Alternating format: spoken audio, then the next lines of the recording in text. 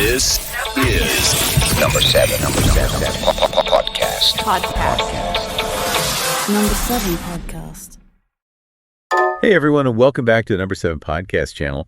We're diving deep into one of history's biggest mysteries today, the lost city of Atlantis. We're going to explore some really intriguing research and theories about Atlantis, and some of them are a little controversial, to be honest, so just keep in mind that not everything we discuss is like set in stone. Think of it more as like a journey of exploration, where we weigh the evidence and maybe uncover some surprises along the way. Our main source material for this deep dive is the book Atlantis, the Lost Continent Finally Found. So let's see what it has to say. What I think is so fascinating about this book is that it challenges that typical view of Atlantis, as a mythical city, like swallowed by the sea. It actually argues that Atlantis was a whole continent located on what is now the Sunday Shelf in the South China Sea. Wait, a whole continent. That's a huge difference from the Atlantis I remember reading about when I was a kid. No. Exactly. And to understand why the author makes this claim, we need to look at what the Sunday Shelf actually is. So it's a shallow, submerged area off the coast of Southeast Asia. And during the last ice age, when sea levels were much lower, it would have been exposed land, potentially large enough to support a civilization. Okay, so that makes sense geographically, but what about culturally? How does the book connect this sunken landmass to the idea of Atlantis? Well, it looks at a bunch of different sources, like ancient texts, myths, and even linguistic similarities to draw parallels between Atlantis and Southeast Asia. So, for example, they point to the presence of elephants in both Plato's descriptions of Atlantis and in Southeast Asian history. Elephants, huh. I've always pictured Atlantis as this like Greek-inspired city with marble columns and togas, not elephants. Right. It's a totally different image. The book basically says that our traditional view of Atlantis is heavily influenced by later interpretations, and that if we go back to Plato's original dialogues, the evidence actually points to a more eastern location. Interesting. So we're talking about a potential civilization existing thousands of years ago, possibly in a technologically advanced society. The book talks about Archaeological, this mysterious metal that's often mentioned in connection with Atlantis. What's the deal with that? Yeah, so the book suggests that Archaeological, which is often described as a precious metal with a reddish glow, was actually brass. Now you might think, brass, big deal. But back then, being able to alloy copper and zinc to create brass would have been a sign of significant metallurgical skill. Well, that's true. It would require knowledge of different metals. Controlled heating? Probably a ton of experimentation to figure that out. If they could mass produce brass, what else could they do? That's a great question, and it's something the book explores further, suggesting that the Atlanteans were also really good at things like terraced mountain cultivation, which is still practiced in Southeast Asia today, and maybe even the mass production of gemstones. Okay, now this is where it gets really intriguing. The book says that Atlantis had advanced technology, not just brass, but possibly even flying machines, as described in ancient Indian texts. This is where the book gets a little more speculative. They draw connections between descriptions of flying machines in texts like the Ramayana and the idea that these technologies could have originated in Atlantis and then spread outward as its people migrated. Wow. That's a bold claim. Are we talking ancient aliens here? Not quite, but the book argues that our understanding of what ancient civilizations were capable of might be way too limited. It wants us to at least consider the possibility that knowledge and technology were more widespread and sophisticated than we traditionally believe. All right, let's switch gears for a second and talk about how Atlantis met its end. The book describes a cataclysmic event, a massive volcanic eruption that triggered tsunamis, earthquakes, and rising sea levels. It sounds like a disaster movie. It's a pretty dramatic picture, isn't it? The book suggests that this eruption, potentially even the one that formed Krakatoa, was what caused the Sunday Shelf to submerge and Atlantis to disappear. Wow. That's intense. Yeah. But is there any scientific evidence to actually back up this claim? That's where things get a little tricky. While the book does draw connections between geological evidence and ancient descriptions, the idea that a single volcanic eruption could sink a whole continent is still being debated by scientists. So it's more of a working theory than a proven fact at this point. Exactly. But what I find interesting is how the book connects this eruption, not just to the destruction of Atlantis, but also to the end of the Pleistocene Ice Age. They say that the eruption threw so much ash and dust into the atmosphere that it caused glaciers to melt really rapidly, which then led to a huge rise in sea levels. So like a chain reaction of catastrophic events, ultimately reshaping the world as we know it. Right, and the book even compares Plato's description of the sea becoming impassable after Atlantis sank to the 1883 Krakatoa eruption, which basically choked the surrounding waters with pumice stone. They're suggesting that the amount of volcanic debris would have been so huge that it would have made sea travel almost impossible, effectively isolating any survivors. I'm starting to see how the pieces of this puzzle might fit together. But it feels like there are still some missing pieces, right? We need more concrete evidence to say for sure whether this version of Atlantis holds water. Absolutely. And that's what makes exploring these ancient mysteries so fascinating. There's always more to uncover, more to learn, and more to debate. But that's a conversation for our next segment. Welcome back to our deep dive into the mysteries of Atlantis.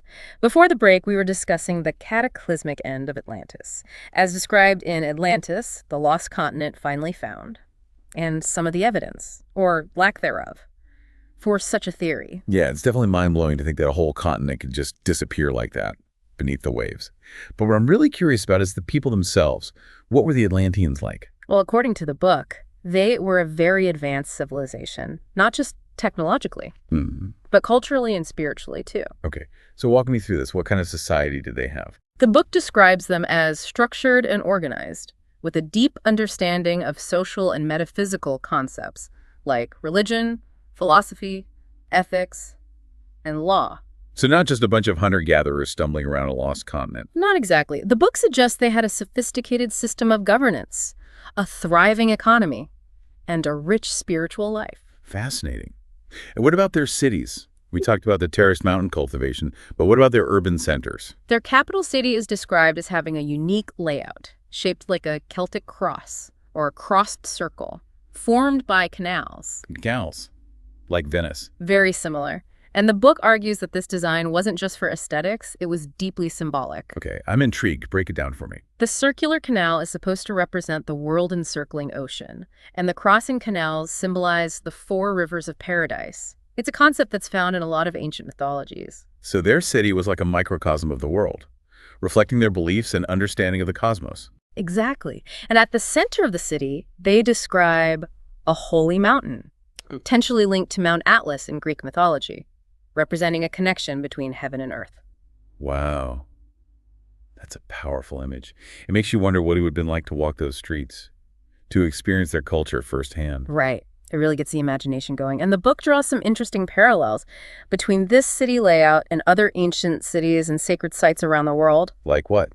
Well, they talk about the layout of Hindu-Buddhist mandalas, which often depict a similar circular design with a central sacred point. So they're suggesting a connection, a shared origin or influence stemming from Atlantis. That's their argument. And they also point to the fact that similar crossed circle symbolism can be found in other ancient cultures, from Egypt to China to the Americas. Okay. That's pretty wild. It makes you wonder if there's more to these ancient connections than we realize. Exactly. And that's what I think is so compelling about exploring these theories. It challenges us to look beyond the traditional narratives and consider some alternative possibilities. Speaking of alternative possibilities, the book mentions some pretty far-out stuff about Atlantean technology. Flying machines, genetic engineering. It almost sounds like science fiction. I know, right?